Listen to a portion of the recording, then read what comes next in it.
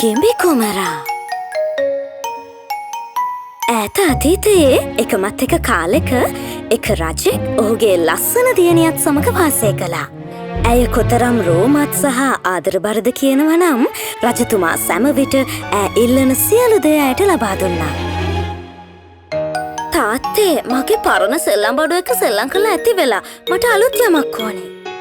ඕ මගේ ආදර දියණිය, ඔබ මගේ වටිනාම වස්තුව. මට මගේ සියමා කුඩා කාලයේ ලබා දුන් වටිනාම සෙල්ලම් බඩුව මා ඔබට දෙන්නම්. මොහොතක් රැඳෙන්නකෝ. රජතුමා ඔහුගේ රත්තරන් සේප්පුවෙන් රණින් දිලෙන බෝලයක් ගත්තා. ඕ! මේ බෝලය ගන්න දරුවා. එය දිවා කාලයේ අහසේ පායන ඉරමෙන් බැබලී දිලේවි. හැබැයි එකක්, මේ වටිනා බෝලය නැති කරන්න එපා. කවදාවත් මෙය නැති කරන්න එපා. ස්තුතියි තාත්තේ, ඔයා තමයි ලෝකේ ඉන්න හොඳම තාත්තා. කුමරිය වත්තේ සෙල්ලම් කරන්න පටන් ගත්තා. බෝලේ පෙරළී යන විට ඇය එය පසුපසම දෙව්වා. එක්වරම කැත ගෙම්බෙක් එතනට ආවා. මෙතනින් යන්න කැත ගෙම්බා. මම ඔයා දිහා පඳුරස්සින්දම් බලාගෙන හිටියේ. ඔයාගේ ලස්සනට පිස්සු වැටුණානේ. බක. ඔයා කැමති නැද්ද ඔයාගේ යාළුවෙක් කරගෙන මාව සෙල්ලමට ගන්න? ඔයා කොහොමද එහෙම දෙයක් ගැන හිතන්නේවත්? මට පුළුවන්ද ඔයා වගේ කැත ගෙම්බෙක් එක්ක සෙල්ලම් කරන්න? මම තමයි ලස්සනම ගෑනු ළමයා මේ ලෝකේ ඉන්න. මම මොකටද ඔයා වගේ කැත කෙනෙක් එක්ක සෙල්ලම් කරන්නේ? මට පැන යන්න පුළුවන්. ඇයි? උඩ පයින්නත් පුළුවන්. තව මට පීනන්නත් පුළුවන්. ඇයි බෝල සෙල්ලම්? ඔයාට සෙල්ලම් කරන්න ඉන්න හොඳම කෙනා. බක. අපෝ බෑ. තනියම සෙල්ලම් කරන එක මට හොඳයි. කුමාරය අප්‍රසන්නයෙන් නැවත මාලිගාවට ගියා ගෙම්බගෙන් බේරෙන්න. ඊට පසුදින ඇය බෝලයත් එක්ක සෙල්ලම් කරන්න ආවා. ඇය ලිඳක් ළඟ ගහක් යට පාළු තැනක් තෝරගත්තා. මෙතන කොච්චර ලස්සනද! අර කැත ගෙම්බට නම් මාව හොයාගන්න බැරි වෙයි. ඇය බෝලයත් එක්ක සෙල්ලම් කරන්න පටන් ගත්තා. එය උඩ තවමින් ඇය අල්ලා ගත්තා. එහෙම කරද්දී බෝලේ ඉරේලියට දිලිසි ඇයගේ ඇස් නිලංකාර කළා. කුමරියගේ අත් දෙකට නැවත වැටෙනව වෙනුවට එය ලිඳ ළඟ බිමට වැටි ලිඳ ඇතුළට වැටුණා. අයියෝ! මගේ රන් බෝලය! අනේ දෙවියනේ! ඒක ගොඩක් ගැඹුරුයි. මේ ගැඹුරු ලිඳේ බෝලය කොහොම හොයන්නද? ඇය දුකින් ගොඩක් වෙලා හැඬුවා. ඒ අතරතුර ඇයට කටහඬක් ඇසුණා. මොකක්ද ප්‍රශ්නේ රාජකුමරිය? ඔයාගේ ඇස් දෙකෙන් වැටෙන කඳුළු වලට ගල්ුණක් දියවි. බක. කටහඬ එන්නේ කොහෙන්ද කියා අය බැලුවා. මේ ඔබේ කටහඬද? මම මෙච්චර හඬන්නේ මගේ රත්තරන් බෝලය ලිඳට වැටුණ හින්දායි. අයියෝ දුක් වෙන්න එපා කුමරිය. මං ගිහිල්ලා ඒක අරගෙන එන්න. මං ඒක අරගෙන ආවොත් ඔයා මොනවද මට දෙන්නේ? කියන්න බලන්න. ඔයා කැමති ඕනම දෙයක් ගෙම්බෝ. මගේ ඕන ඇඳුමක්, මගේ මුතු, රන් අබරණ ඕන නම් මම මේ පළඳින රන් ඔටුන්න හරි. ඔයාගේ ඔය ඇඳුම්වත්, රන් ආභරණවත්, රජ ඔටුනුවත් මට වැඩක් නෑ. ඒවා වැඩක්ම නෑ. හැබැයි ඔයා මගේ යාළුවෙක් වෙලා මාව සෙල්ලමට අරගත්තොත් නම් සලකා බලන්න පුළුවන්. එතකොට ඔයාගේ කෑම මේසෙ මටත් ඉඳ ගන්න පුළුවන් නම්, ඔයාගේ පිඟානෙන් කන්න දෙනවා නම්, ඔයාගේ ඇඳෙන් ඉදියන්න දෙනවා නම්, එතකොට මට පුළුවන් ඔයාට මේ උදව්ව කරලා දෙන්න. මාම වතුරේ කිමිචිලා බෝලේ අරන් එන්නේ. ඒක ඔයාට ගොඩක් වටිනව නේද? බක. කුමාරයට තරහ ගියා ගෙම්බගේ ඉල්ලීම් ගොඩ ඇහිලා. ඒ වුණාට ඇගේ රත්තරන් බෝලය නැවත ලබා ගන්නට ඕනෑ නිසා ඇය සිතුවා ගෙම්බත් එක්ක ඉවසිලිවන්ත විය යුතුයි කියලා. ඔව්. ඔයා මගේ බෝලය මට ආයමත් ගෙනල්ලා දුන්නොත් ඔයා ඉල්ලන ඕන දෙයක් දෙන්න මම පොරොන්දු වෙනවා. ඇගේ පොරොන්දුව ඇසූ සැනින් ගෙම්බ ජලය යටට කිමිදුණා. ටික වෙලාවකට පසු බෝලයත් රැගෙන ඔහු ජලය මතු පිටට ඇවිත් එය තනකොළ උඩට විසි කළා. තමාගේ ලස්සන සෙල්ලම් බඩුව නැවත ලැබුණ නිසා කුමාරිය සතුටින් නිපිලි එයත් රැගෙන දෙව්වා. නවතින්න! මාවත් තරන් යන්නකෝ. මට ඔයා තරම් හයියෙන් දුවන්න බැහැනේ අනේ. හැබැයි එයින් කිසි වැඩක් වුණේ නෑ. පසුදින කුමාරිය රජතුමා සමග කෑම මේසේ තම රත්තරන් පිගානින් කෑම ගනිමින් සිටෙද්දී දොරට තට්ටු කරන ශබ්දයක් ඇසුණා. අනේ කුමරියනි, මාවත් ඇතුළට ගන්නකෝ. කුමාරිය නැගිට ඒ කවුදයි බැලීමට දිව ගියා. හැබැයි ඇය දොරාරිද්දේ පොඩි ගෙම්බෙක් එළියේ ඉන්නවා දැක්කා. ආයෙත් කැත ගෙම්බා මොකටද මගේ දොරකඩට ආවේ? ඇය ඉක්මනින් දොරවසා හිත නොසන්සුන්ව ඇගේ අසුනට ගියා. ඇගේ ඉක්මන් හදගැස්ම රජතුමා දුටුවා. මගේ තියනිය කුමටද ඔබ බය වෙන්නේ?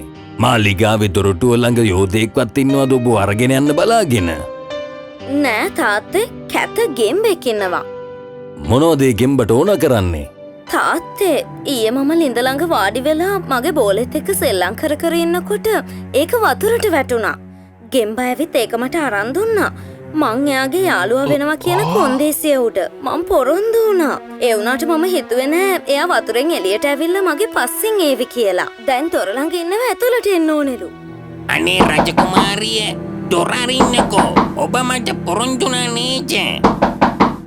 පොරොන්දුවක් වුණා නම් ඔබ ඉෂ්ට කරන්න ඕනේ කුමරිය. දොර හැර ඒ ගෙම්බව ඇතුළට ගන්න. ඇය ගොස් දොර ඇරියා.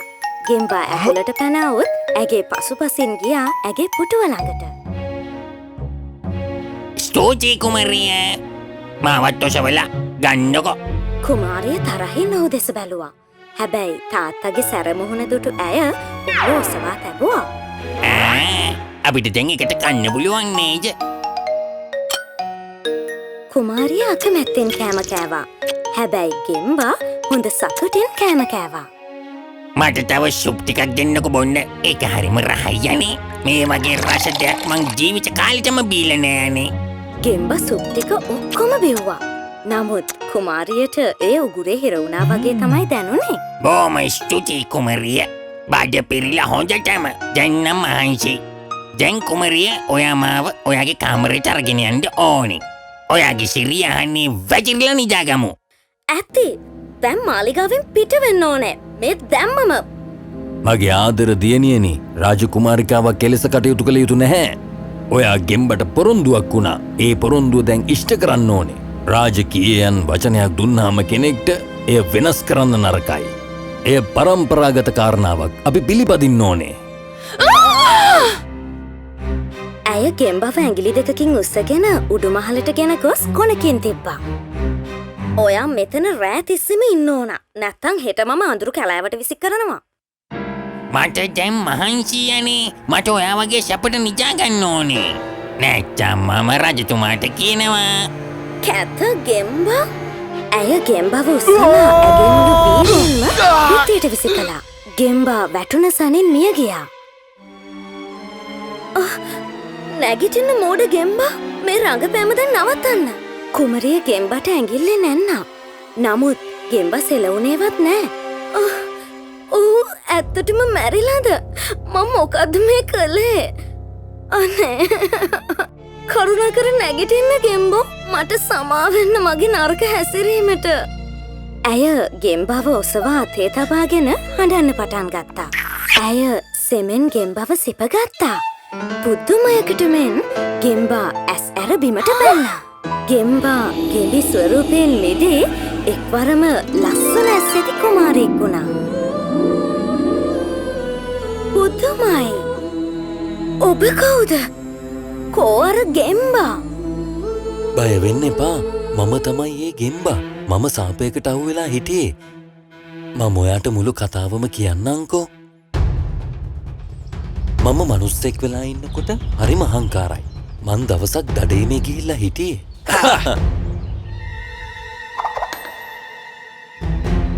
එක පාරටම වනදේවතාවයක් මගේ ඉස්සරහට ආවා. ක්‍රූර මනුෂ්‍ය. මේ සතුන් එන්නේ ඔබට සෙල්ලම් කරන්න නෙවෙයි. ඒගොල්ලොත් ඔබ වගේ ජීවීන්. දෙවියෝ මේ ලස්සන පරිසරය මැව්වා. ඔබ එය විනාශ කරනවා. කවදාවත් ඔබට ඒගොල්ලෝ රිද්දලා තියෙනවද? මට කියන්න. ඔබ කවුද මට එහෙම කතා කරන්න? දන්නවද මම කවුද කියලා? මේ රාජධානී කුමාරයා මමයි. මේ වනයේ අයිතිත් මටයි. මේ වනයේ තියෙන හැම ගහකොළක්ම හැම සතෙක්ම අයිති වෙන්නේ මට විතරමයි. අනුවන කුමරුනි, පරිසරය අයිති දෙවියන්ටයි. මේ විශ්වයේ මැවුම්කාරයා දෙවියෝයි. ඔබලා නෙවෙයි. සතුන් මැරීමට ඔබට කිසිම අයිතියක් නැහැ. ඔය ඇති මෙතිනිය අහකට වෙන්න. සැනකින් වනදේවතාවය අති විශාල උසකාන්තාවක් වුණා. කුමාරයා ඇය දැක බිය වුණා. අනුවන මනුෂ්‍යය, මා ඔබව පොඩි ගෙම්බෙක් කරනවා. මේ කැලේ ඉන්න නයි ඔබව ගොදුරු කරගනීවි. ඔබ අහිංසක සතුන්ව ගොදුරු කරගන්නා සේම. සැනකින් කුමාරයා ගෙම්බෙක් බවට පත් වුණා. ඕ මොකච්ච මේ ඔබ මට කළේ? මට සමාවෙන්න වන ජීවචාවිය. අනේ මට අපව් මගේ ජීවිතය දෙන්න. මීට පස්සේ කවදාවත් සෝබා ධර්මයට මම හානි කරන්න යන්නේ නෑ. ඒ වගේමයි සතුන්ට හිරිහැර කරන්නෙත් නෑ. අනේ මට සමාවෙන්න. වැටෙන්නට ඇති ඔබේ වැරද්ද. අහංකාරකමට දඬුවම් ලැබිය යුතුයි. එක අවස්ථාවක් ලැබේවි. අනේ මට සමාවෙලා ආයෙමත් මාව කුමාරයෙක් කරන්න. ඔබ සොයාගත යුතුයි සතුන්ට කිසිසේත් නොසලකන කුමාරිකාවක්. උගන්වන්න ඇයට කරුණාවන්ත වීමට. හැකි වුණොත් ඔබට එක මනුෂ්‍යෙක් හෝ වෙනස් කිරීමට ඔබට නැවතත් කුමාරයෙක් විය හැකියි. කුමාරිකාව තම අකාරුණික බව ගැන ලැජ්ජා වුණා. දුක් වෙන්නේ පහලස්සන කුමරිය. දැම්මට පොරොන්දු වෙන්න ඔබ කිසිම දවසක කාටවත් එසේ නොකරන බවට. සත්තුන්ට කරුණාවන්ත වෙන බවට. ඔව් ඕනම දෙයක් කරන්නම්. ඔව් ඒක හොඳයි. ඔබ දැන් කරුණාවන්ත කෙනෙක් වෙලා නිසා මට දැන් ඔබෙන් උදව්වක් අවශ්‍ය වෙනවා. ඔව් ඕනම දෙයක් කරන්නම්. මට මේ ලෝකෙ හමුවුණු ලස්සනම ගෑනු ළමයා ඔබයි. මම ඔබට ආදරේ. මා සමග විවාහ වෙන්න කැමතිද? කිසිම පැකිලීමක් නැතිව ලස්සන කුමරය කුමාරයට කැමැත්ත දුන්නා.